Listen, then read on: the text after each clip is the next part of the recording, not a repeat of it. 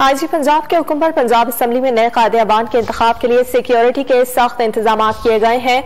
Lahore police ने फूल proof security यकीनी बनाने और अमन और अमान बरकरार रखने के लिए खुसूसी प्लान बना लिया है। मजीद तफसीलात के लिए बात करेंगे डॉन न्यूज के नुमाइंदे अदनान शेख से। अदनान, क्या सिक्योरिटी प्लान मुरतब किया गया है?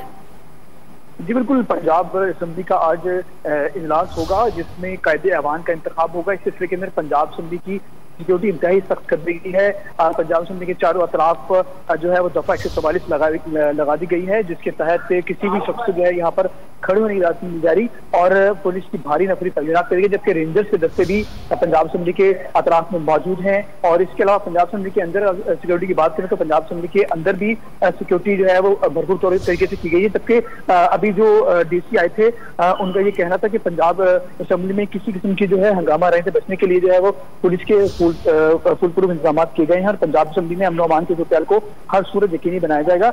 जबकि हाउस के अंदर और बाहर जो है वो भी किसी किस्म की जो है वो कोई भी खराबी पैदा नहीं की जाएगी। ताहम इस हवाले से तमाम सिक्योरिटी प्लान मुकम्मल कर लिए गए हैं। जी, बहुत शुक्रिया तफसीलात के लिए अदनान।